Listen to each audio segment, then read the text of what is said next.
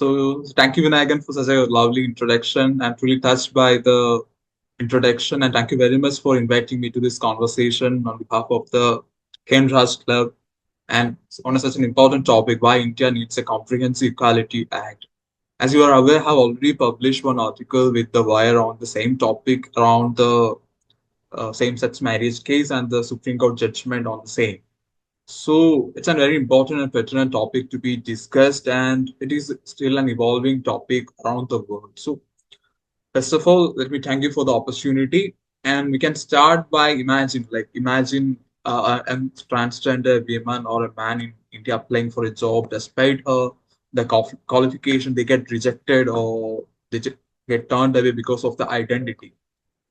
Or imagine a Dalit man or an entrepreneur being denied access to funding because of their identity.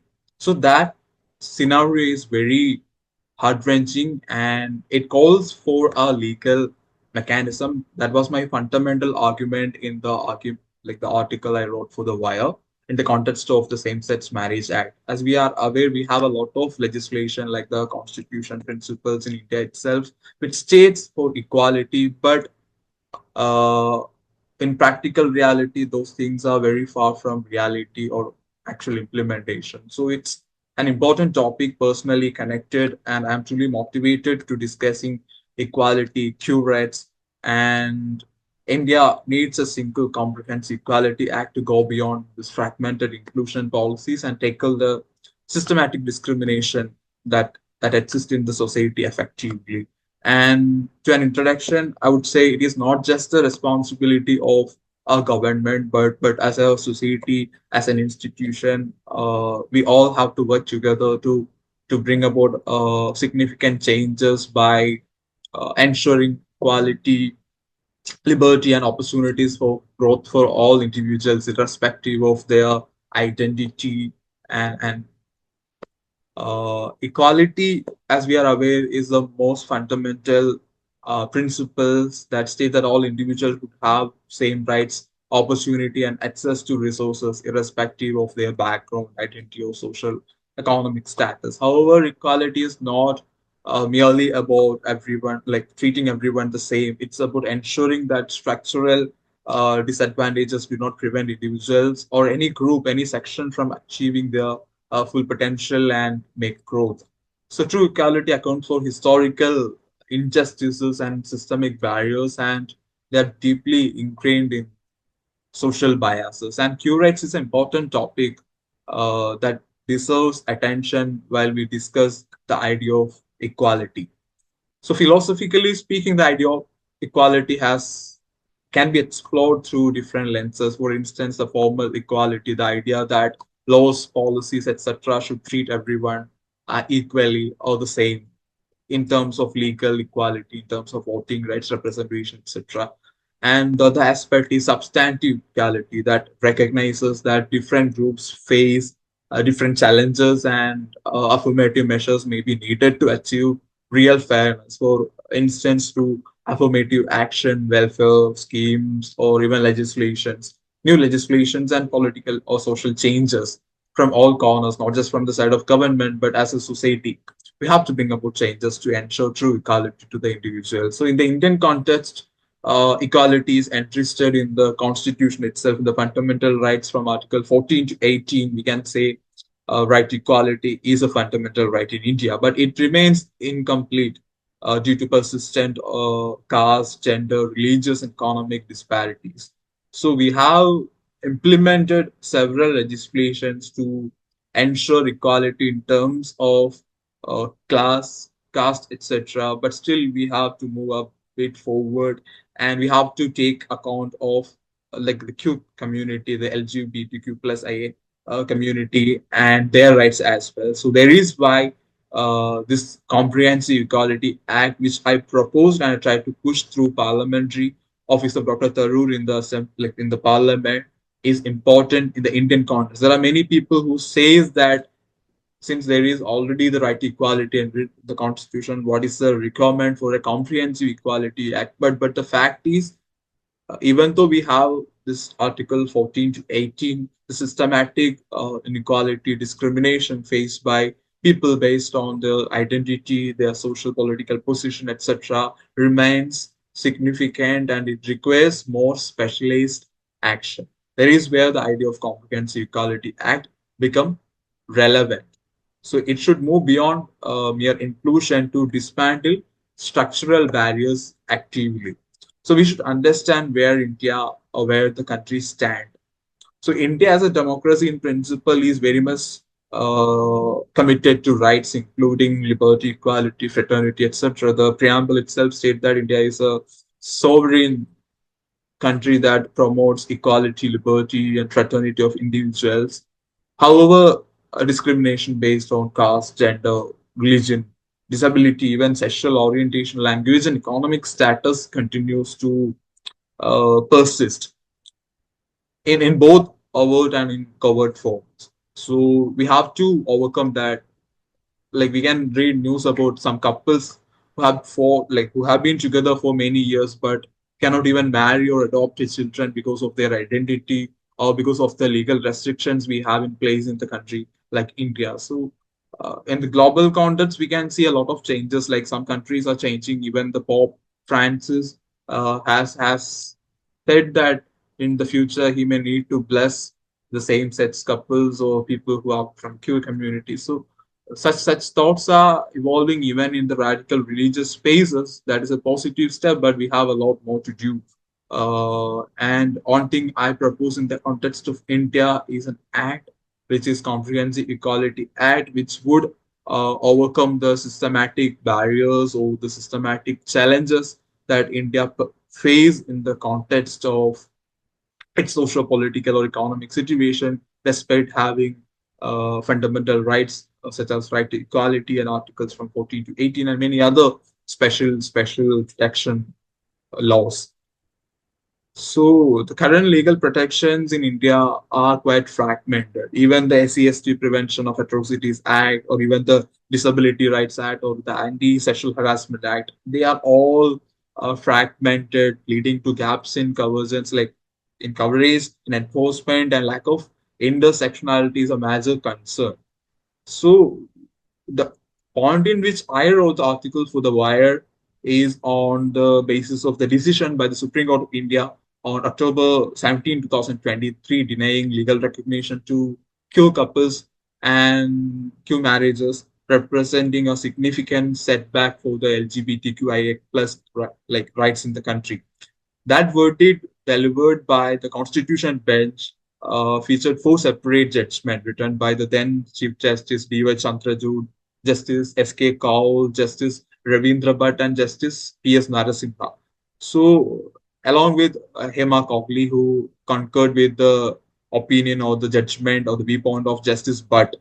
So, in addition, the Supreme Court also declined to grant adoption right to queer couples with a 3 is to 2 majority. So, this is a complication in India because even though a section of judges are in quite favor of LGBTQIA plus rights and their equality, if one person stands against that perspective in a panel, it gets subverted. So that is the reality of Indian legal system, and that can be solved only through proper legislation. That's a reality, and that is why I propose a Comprehensive Equality Act. And even through the same judgment, the Supreme Court has passed the responsibility to the legislature.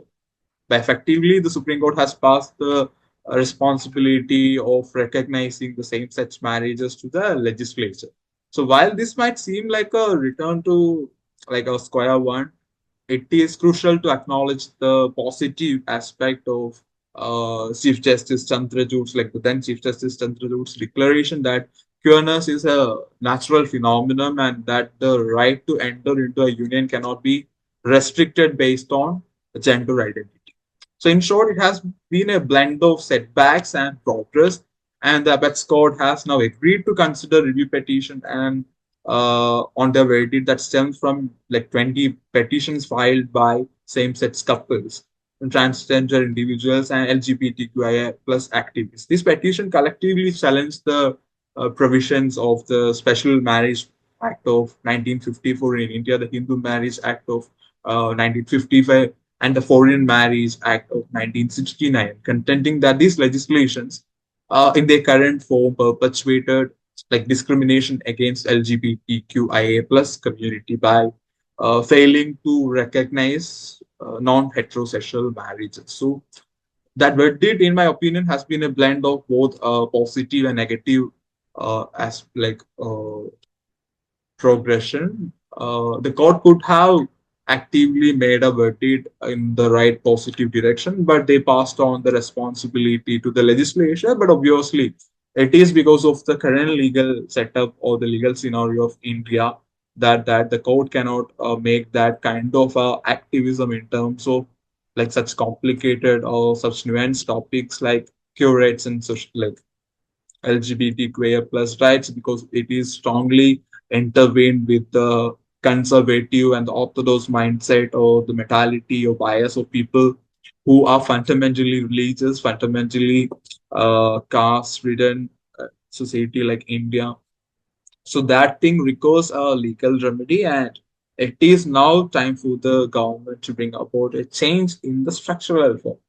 But along with that, the role of individuals, the role of private entities, the role of other social uh, participants are also important. The government cannot alone bring any radical changes, but certainly they can bring about a platform. They can build a ground for us to work upon. But still, it's the collective responsibility of all individuals, the global community, to come together to understand, accept that individuals are individuals and their rights matters, irrespective of their identity, irrespective of their uh, individual preferences or choices. At the end of the day, everything is for human betterment and individual betterment. So it all contributes collectively to the progression or the development of the world as a whole.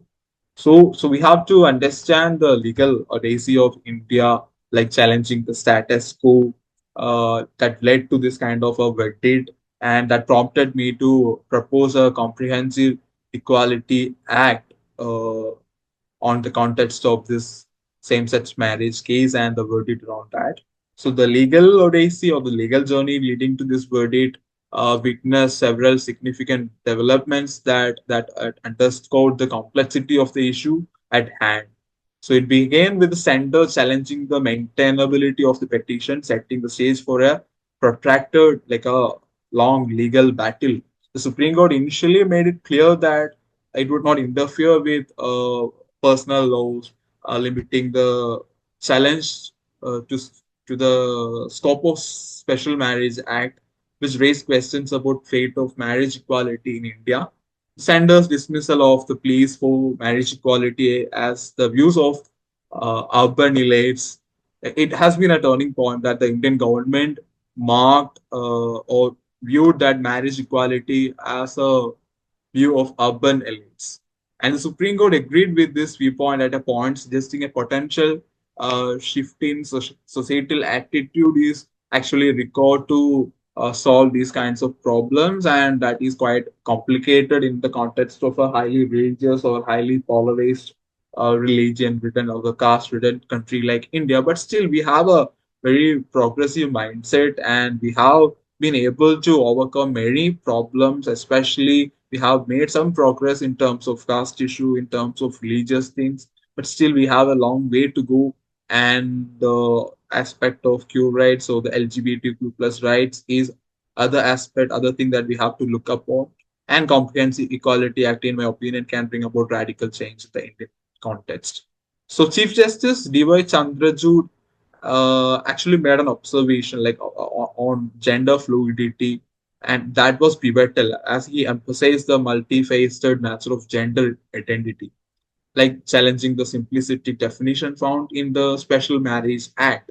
So the Supreme Court's recognition of the inclusivity of Indian culture and the tradition, the social values, etc., hinted at the need for a more progressive approach towards Q rights.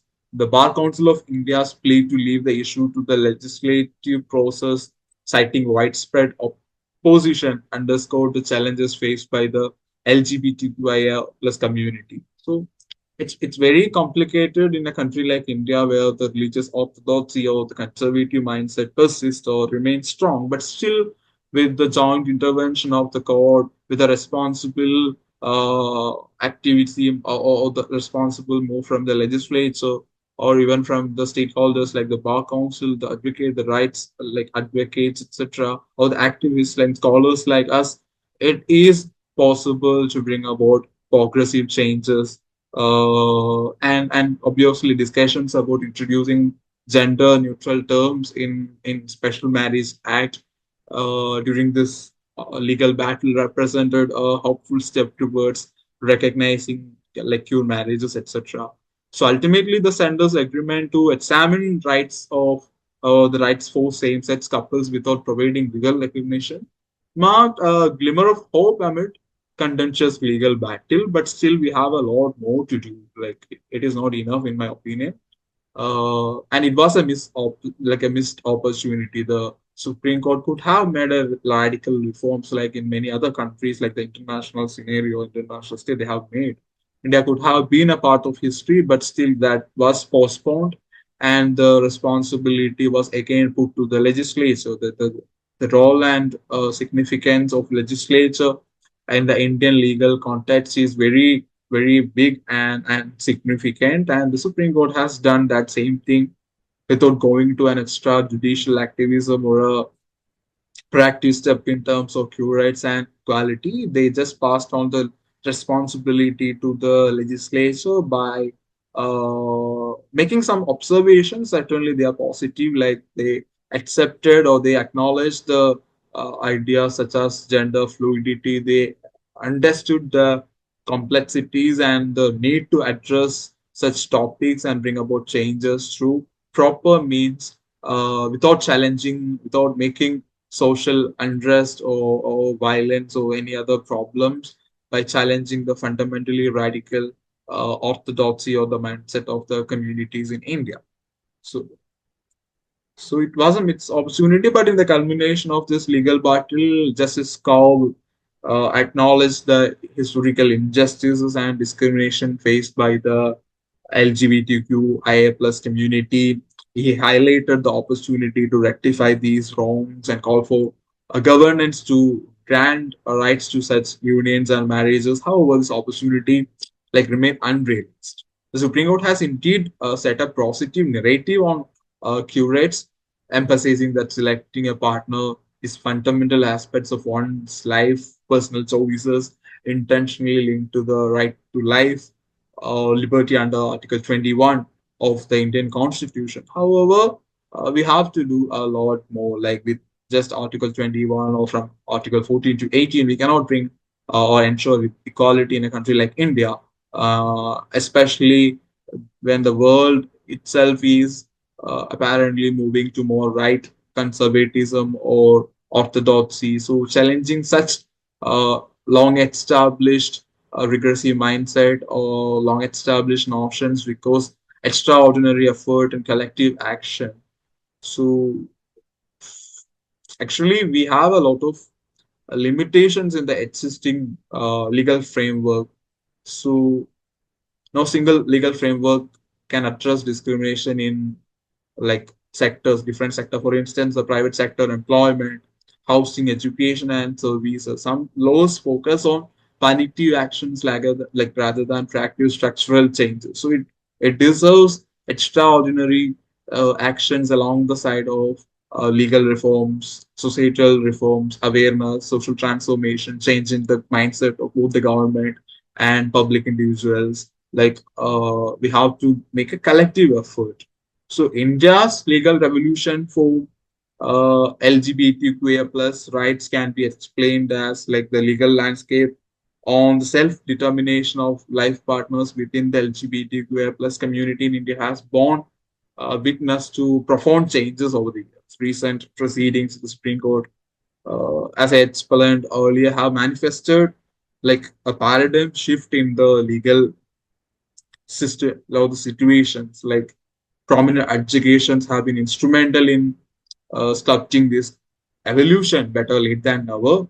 And in some aspect, it has gone back to square one, but still we have made a positive stride in terms of discussing this topic and making a point that a change or a discussion is imperative around this particular topic, and thereby making everyone capable of making progression, living a life with dignity based on values of liberty, equality, fraternity, etc., without excluding anyone through inclusion. And it's a long legal battle. It's a long legal story that cannot be explained in a 1 hour webinar. But I can make a brief about that. Like in the Nalsa versus Union of India case, the Supreme Court staunchly upheld the autonomy of transgender individuals in determining their gender identity, thereby mandating the legal recognition of male, female, or the third or other gender.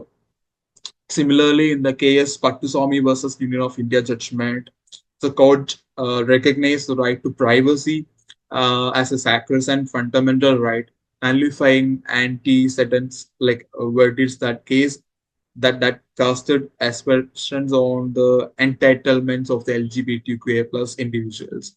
And again, in the Shafin Jahan versus Union of India, the ruling emphasized the prerogative to select one's partner as a foundational tenet of liberty and dignity. The Shakti Vahini versus Union of India, the case decision fortified the right to choose a life partner as an inherent entitlement, particularly in cases where consenting adults forced a union. So the watershed movement arrived with the Navtesh Johar versus Union of India case and the verdict around it as it dismantled the IPC session 377. So we had the IPC and CRPC before the current Nyaya Samhita, and also the Navtesh Johar versus Union of India actually dismantled IPC section 377 and decriminalized homosexuality and emphasized parity within the LGBTQIA plus community. And again, moreover, during the Deepika Singh versus Central Administrative Tribunal case, ruling acknowledged the diverse familial configuration, emphasizing pure matrimonial unions. Collectively, these cases signify a progressive legal transformation in India in terms of like in terms of jurisprudence, but affirming the rights of the LGBTQ community to select their partners and assert their liberty, equality, etc., or making their dignity apparent or clear is a quintessential positioning or a quintessential principle. So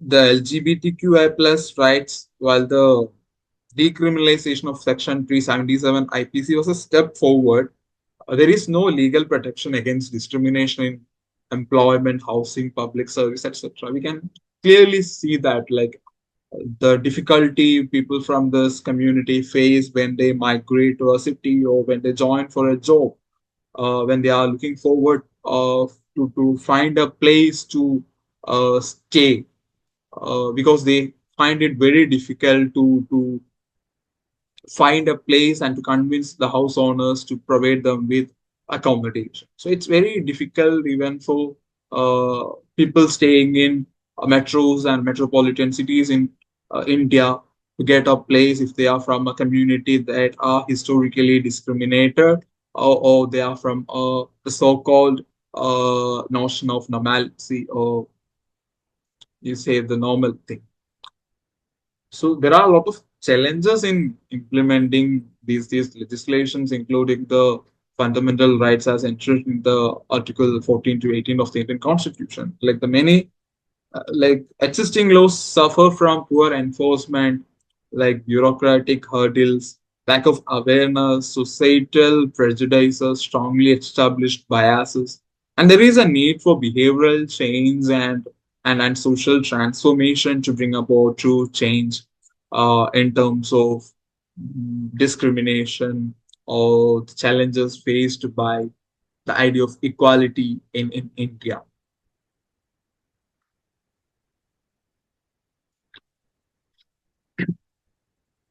The other aspect I found with this particular pre-77 verdict is that the judicial uh, delays and social stigma associated with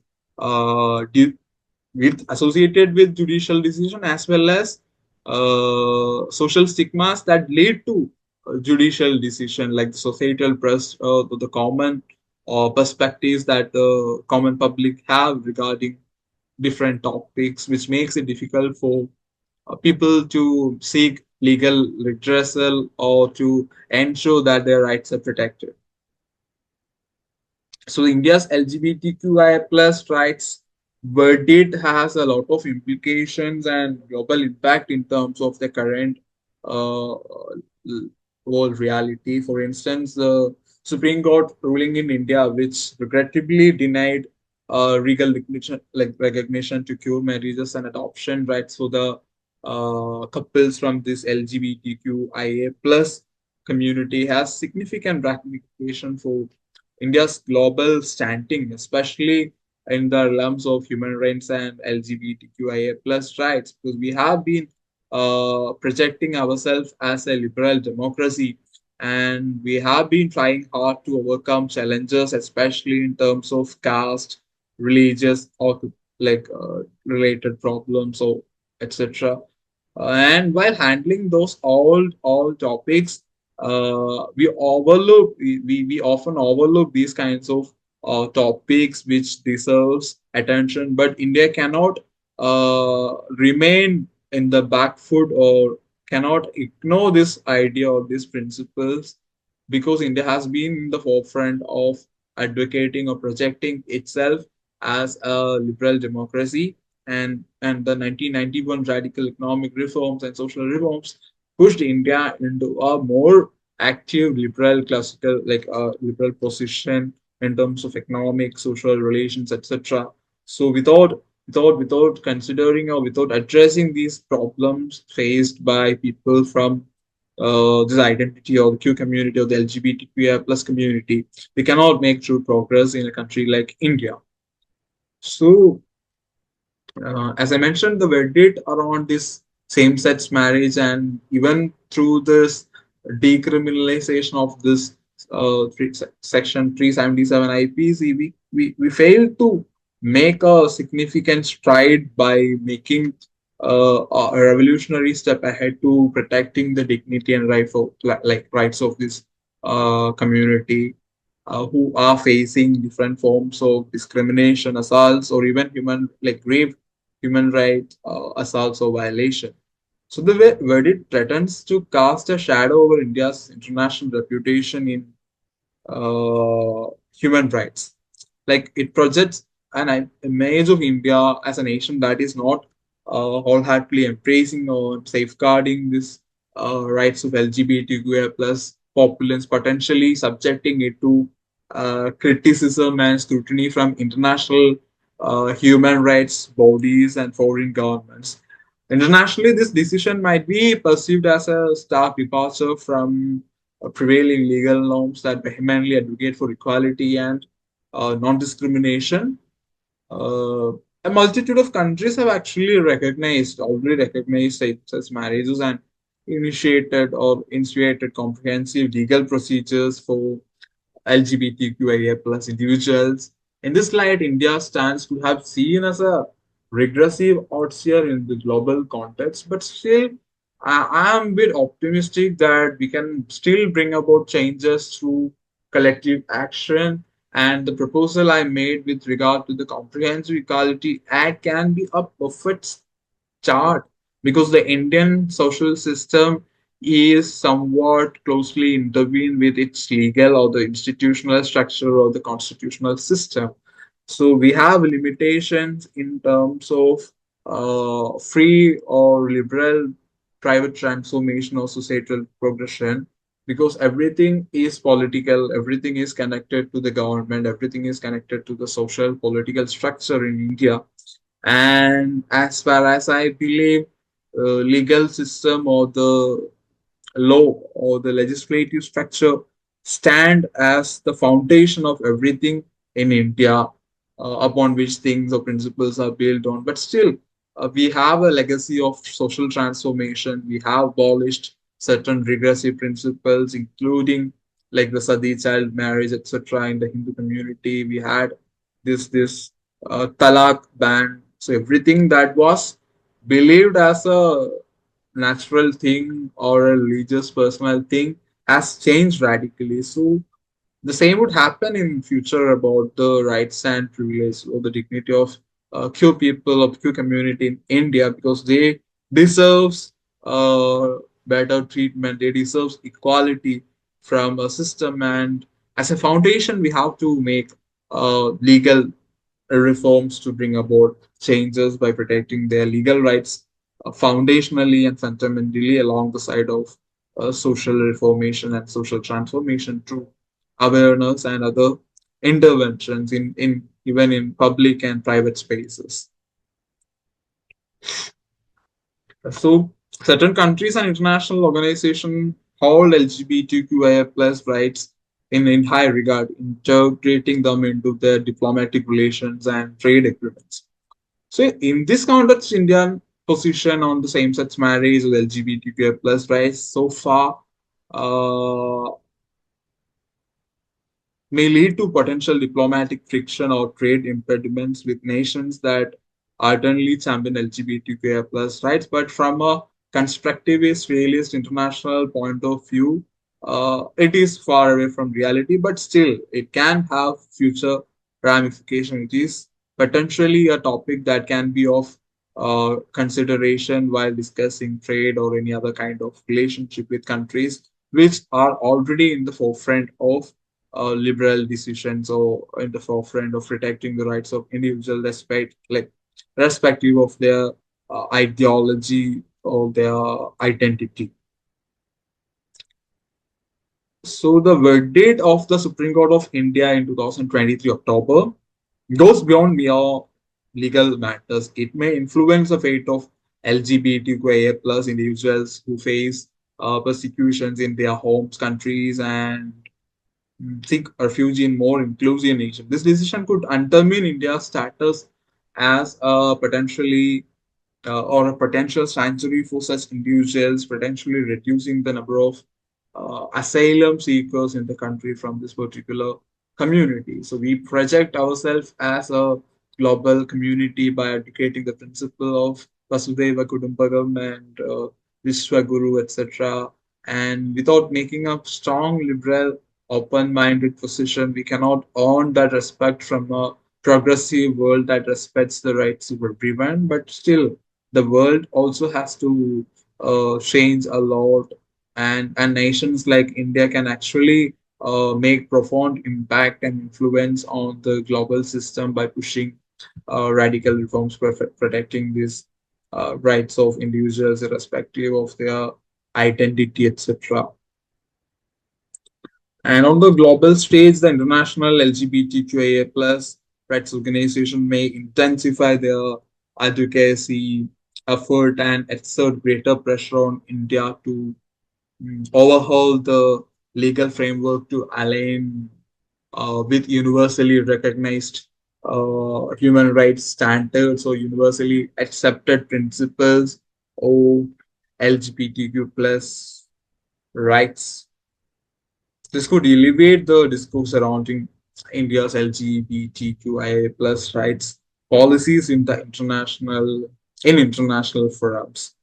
The significance of India's stance also extend to its neighboring nations in South Asia, like India's posture on LGBTQIA plus rights can serve as a powerful influence. A more inclusive approach could inspire neighboring countries in the region to adopt similar policies, fostering a wave of progressive change in the South Asia or in the Asian region. Conversely, a regressive stance could have the opposite effect, discouraging regional progression policy. So India can actually take a lead in this regard by influencing other countries in South Asia by making a true liberal and true right-based or a true value-based humanitarian or rights-based position in terms of equality and rights of individuals who are generally discriminated and those who are facing structural barriers in terms of their growth, progression, etc. So let me once again make a clear understanding of why a Equality Act is required in India, and in place we have a while we have a constitutional mechanism stating that right equality is a fundamental right. So we have to define what Equality Act would mean for India, as we already have the principle explicitly mentioned in many acts and legislations, especially in the Constitution. So, a legal framework that prohibits discrimination across multiple categories, like in terms of gender, caste, disability, religion, LGBTQ plus economic status, etc., is imperative. It should focus on both private and public sectors, covering education, employment, healthcare, housing, finance, social services, etc. Even in the market, also they should have a legal framework to protect the interest and dignity of these individuals, irrespective of their identity. And it should incorporate affirmative action, social audits, accountability mechanisms, etc., to enforce equality. And we have a lot of international models, honestly, to take inspiration from. For instance, the Equality Act of UK passed in 2010. It covers discrimination across sectors and includes intersectionality. And similarly, the South Africa's Promotion of Equality and Prevention of Unfair Discrimination Act passed in 2000. It tackles systematic inequalities with proactive measures. And the European Union's anti-discrimination framework, it provides legal safeguard against workplace discrimination based on multiple identity factors. So there is a global progression in terms of marriage equality in the evolving landscape of marriage equality. The global stage now boasts a remarkable 35 plus countries that have embraced the legislation of same-sex marriage. Notably, the Cabinet of Thailand recently approved an amendment to its civil code to allow same-sex marriage. It happened a few months ago and gives a new push to the ongoing narrative around same-sex marriage or the rights of individuals, irrespective of their identity and gender. And such moves aligns with a growing trend among nations to recognize and codify equal marital status for all individuals, reflecting a broader international commitment to fostering inclusivity and dismantling discriminatory barriers. Similarly, the recent uh, legislative champ in Estonia passed on the pivotal date of 20 June 2023. It also signals a noteworthy stride forward.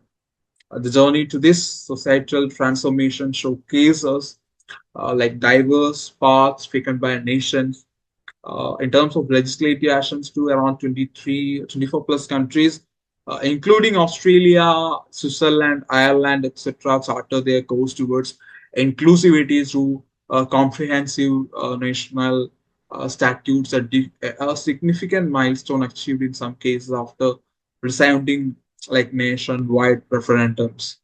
Conversely, the legal capacity waves another stand of progress as around 10 nations spanning from Austria to Brazil and Colombia to Ecuador sees the mantle of same-sex marriage through court decisions, illustrating the potency of judicial judicial activism which was missed in India during the last recent the 2020 October judgment.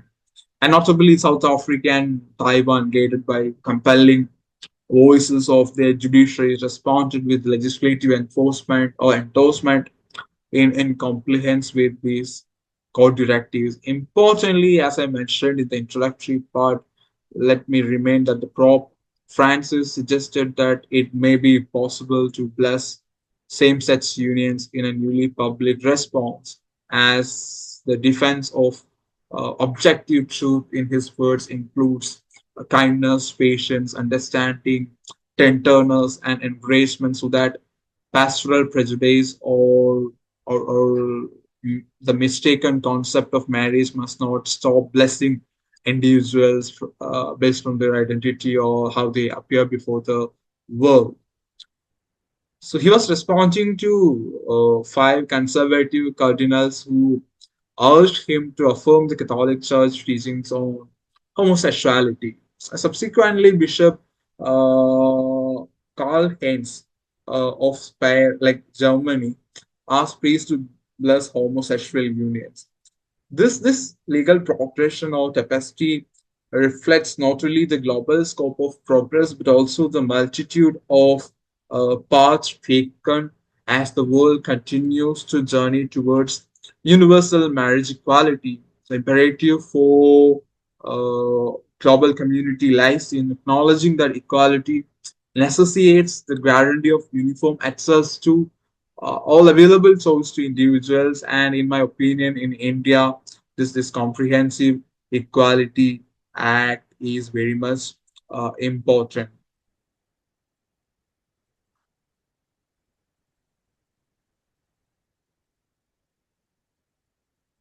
So, moreover, if you look at this particular point, we can say that a more holistic approach is necessary uh, to address this particular program. Like Indian diversity requires legal binding anti-discrimination framework that addresses intersectional discrimination, etc. Then economic liberalization has obviously increased private sector's influence at most discrimination, like anti-discrimination protections exist only in government employment, so that the private sector individuals or the stakeholders also have a stake and responsibility in terms of protecting the rights and dignity of individuals from the vulnerable, socially marginalized or discriminated communities such as the LGBTQIA plus community. So, and we can see a trend of global growing urban migration, and that has led to rampant housing discrimination.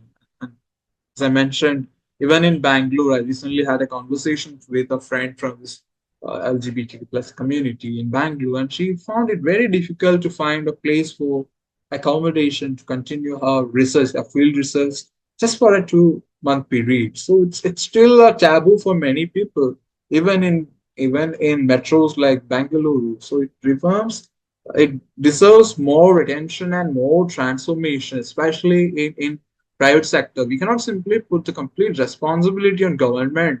The government certainly has to make legislations and build a framework upon which everyone, including the private sector or the people who are working in different sectors, could act. But still, the government alone cannot bring any significant changes. The private sector, especially as a major job provider in a country like India, has immense role and immense responsibility to assure the rights and dignity of individuals from these communities and provide mm, complete protection of true equality, true liberty, and true dignity by protecting all human rights and principal values. And that is why our legal framework is essential. Like India has to move beyond its symbolic gestures and take concrete steps to ensure equality and inclusivity for its LGBTQIA plus citizens. The legal framework, as it stands, falls short of safeguarding their rights and recognizing their lived experience, as I mentioned about the case of my friend who was trying to get an accommodation in Bangalore. So it is important or imperative to acknowledge that the rights of LGBTQIA plus rights is not merely about marriage, but it extends to securing comprehensive legal protection and equal opportunity in all aspects of life. To address this, a new legal framework should be established to recognize same-sex marriages, adoption rights, and other aspects of LGBTQIA plus equality, which is very nuanced and which is very wide. This framework should be based on principles of equality, non discrimination, respect for individual autonomy, echoing the progressive values enshrined in the Indian Constitution, and as advocated by the founding fathers of our republic, including Dr. Ambedkar, Jawaharlal Nehru, etc. So we have to adopt a more progressive, proactive stand in terms of mm, changes that are required to address the challenges of a rapidly evolving and rapidly changing world. Amal, we have 10 more minutes to conclude. Sorry to interfere. Yeah, sure. So I will conclude in 10 minutes. So such a framework should include all genders, identities, and orientations, offering comprehensive protections against discrimination in areas like education, employment, healthcare, and housing. So let me conclude by suggest like the suggestions I made with regard to the Comprehensive Equality Act in the light of the Supreme Court judge. It is time for Indian government to draft and implement a Comprehensive Equality Act. It should provide a comprehensive legal protection, especially for the LGBTQIA plus individuals, addressing not only the recognition of same-sex marriages, but also, as I mentioned, issues like adoption, like non-discrimination, and healthcare access and education. And this legislation shall be a part of groundbreaking policy perspective designed to promote inclusivity and equal rights for the LGBTQIA plus community. At its core, the proposed act should advocate for the official recognition of same-sex marriages and equal adoption rights for the LGBTQIA couples, acknowledging that diversity of unions and ensuring equitable legal standing for all families. And going beyond marital right, this legislation to take a firm stand against discrimination or prohibition or bias based on sexual orientation, gender identity, expression across various sectors, including education, employment, housing, healthcare, etc., emphasizing the role of education uh, in fostering understanding and acceptance. This act as a proposed shall encourage the promotion of LGBTQIA plus awareness and inclusion in educational curriculum. Additionally, it should address the unique healthcare needs of this community, LGBTQIA plus individuals, by ensuring equal access to inclusive healthcare services, including gender affirming care. This comprehensive proposal aligns with the values of liberal democracy and ideas of liberty and non-discrimination, and is a significant step forward to creating a more inclusive and just society for all cities. And sends a reminder that legal change is not only about courtroom but also about legislative process, the democratic spirit that shapes the future of a nation. And beyond that, the responsibility is not solely on the government. The society should make progressive strides.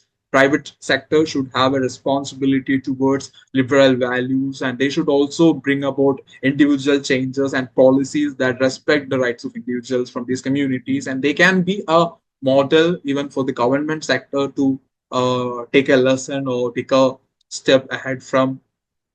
And to conclude, it should make anti-discrimination protection positive duties for employers and institution, and ensure strong legal remedies for uh,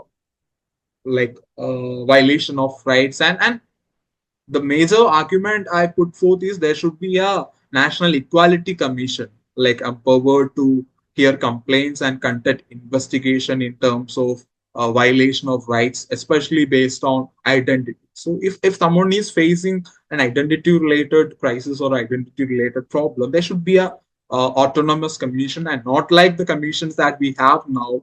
The act itself should make it a tiger in reality, not just a paper tiger. It should have functional strength, and it should have an autonomy to proactively act on issues pertaining to equality and the challenges faced by a community. And to sum up, there is an argument that India already has enough laws to ensure equality. But if you look at Article 14 to 18 of the legal protections, such as the ACST Act or the Equal Remuneration Act, the laws are sector specific, and it lack a holistic coverage. And as a result, many marginalized groups remain like vulnerable to discrimination in housing, in private sector, employment, education, etc. So such things are not sufficient. So there should be a concrete, well-established legislation, especially in the context of the Supreme Court judgment. And and the other argument that is like People say such an act will create unnecessary litigation and bureaucracy. But in a country like India, where politics is very active and people are aware about their rights and responsibility, litigation should happen. And as I argued in my other article in the Statesman, this judicial system, etc., should make significant changes. Like we have to build upon capacity, we have to appoint necessary people. Human resource should be introduced to deal with these kinds of cases. Actually, in the judiciary also, we don't have enough individuals to deal with the cases, the vast number of cases we have. So such things should change, and I believe the Comprehensive Equality Act should be a initial step to make a positive change. And this is not just a Western concept. The fight against discrimination is not a Western construct. It is deeply rooted in Indian history, from Dr. Ambedkar's movement against caste and to women's struggles for equality and secular ethos enshrined in the Constitution. India has long championed for social justice, and in this modern time, we should increase public discourse. We should have political will and the collective action with a strong civic sense to bring radical changes in terms of equality and make everyone a space to progress and develop their uh, potential. Like true equality goes beyond token inclusion, and it requires strong legal backing, cultural change, like institutional accountability. And it is time India moved from symbolic gestures to real justice and real legislation. So I conclude my talk with that. Thank you. Thank you so much, Amal. Like, it's not just about the talk, but like the strong allyship that you show with the community as a politician, like active politician. You work for the community. You have written articles, like strong articles, suggesting solid changes in the Indian uh, constitutional structure towards advancing equality. Not just about sexualities which need to be addressed, like, but I mean, you just showed us that kind of diversity among the LGBTQ, diversity of issues faced by LGBTQ community, like from gay people to trans people, and to non-binary and those people, which need to be addressed. And I mean, it's like a very positive change in the Indian politics to see new openly gay politicians emerging up, especially with NCP's new national um, spokesman, and like people like that emerging. Not just that, but like we see from the ground level, we have few friends from Mumbai who are openly gay and working in politics in different capacity. And I think that is a positive change. Like that is a tremendous change. I think we also have certain trans people representing politically elected positions in India. That's also kind of a great positive change in the um, Indian settings. I think, as you were pointing out, uh, there are many daily challenges that LGBTQ individuals face, and this need to be addressed. Um, like creatively solving the issue of discrimination. India is not just a land of diversity, but it's also a land of discrimination. And it is us who believe in the quality of permission, like giving them basic permission for people to do what they like doing without harming other people. That's the basic libertarian idea of living, like live and let live. So that's something fundamental to ask for. It's not very coercive. It's not coercive at all. Like and I mean, it's not denying that India is the land of violation of property rights historically based on caste, for example, and then there was a lot of violation of property rights, such you were just pointing out. India engages in affirmative action in solving that, and that's a great step. I mean, obviously, but um, LGBTQ discrimination cannot be. It's not a vertical discrimination. It's like a horizontal challenge. So it needs different solutions. It doesn't need traditional solutions. It's an innovative. It needs innovative solutions like in addressing that, and also, I mean, since government and those kind of mentions are like a power of and exercising the monopoly of violence, I think there should be radical representation, like especially from the LGBTQ community in the Supreme Court, or I mean, as judges, as ministers, we need representation from the LGBTQ community so that LGBTQ codes need to be need, and from your sharing of experience. with many of the friends of yours, it is evident that it is not an urban elitist club. It's among the um, every strata of Indian society. There are LGBTQ individuals facing multi-dimensional challenges and the intersectionality of challenges, as we were correctly pointing out. And your work, your multiple articles on this topic, also your political activism in this topic is commendable. And the Canada's Economics Club is immensely proud to bring you here and give, um, give give your articles more amplify your articles in a sense through this talk. I mean, we are very proud to do that. Uh, and to our to our audience, we have to say that this is just a start. We are just getting started with the Q, Kerala Q. Move on with this kind of talks and activism, and we will strive to provide more to the community. We had the campus LGBTQ campus awards last year, so we will continue with our activism at Canada's Economics Club. It's always a safe space. You can also write to us if you face any particular challenges, and we'll try to address through our activism in advancing the LGBTQ cause and fighting discrimination against LGBTQ individuals, also caste discrimination, and that many people are at the intersectionality of these two, and we will address those things very seriously at our maximum capacity. Thank you so much, Amal Chandra, once again for joining us. And it was very insightful, like it was very comprehensive. I'm pretty sure this is one of the best amalgamation of all the legislative activities which are going through in the country. And there is this beautiful book, The Urban Elites with the Union of India, a recent book. And I think that book also is moving in the direction. Maybe we will, at Canada's Economics Club, we will do something as a review of that book as well. Amal, do you have any parting words?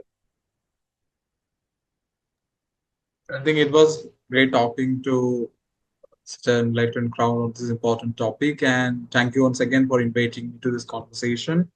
It is good talking to you. And as you mentioned, like political parties in India are making some positive steps, including the Congress Party, which has recently launched its LGBTQI plus wing within the party, and there are individuals who are being given responsibility in the organization as well. So it's a good step that the political parties in India are acting in favor, but actual response should come from fundamentally from legislation, but certainly, as I mentioned, every sector, like in private sector also, they have to take a lead.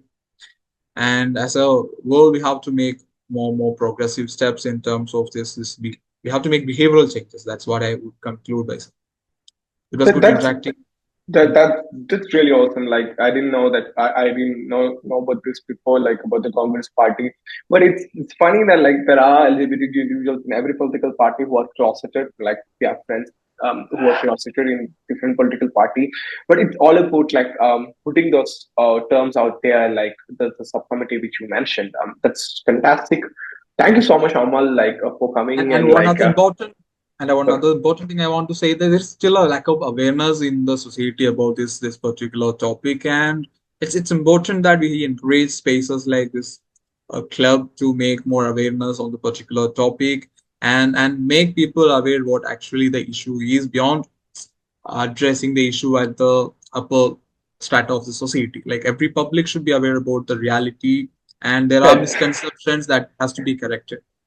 Cannot agree more. And there is huge sociological literature in gender studies and applied gender studies on like this is exact same topic when people do not know exactly what is your identity. So, for example, if I say I'm gay and my uncle, like 70-year-old uncle in Kerala, do not understand what gay means, he would associate it with being trans or being something else than what I am, and that adds to my discrimination or like that devalue my identity. So, like it's kind of an important discussion altogether.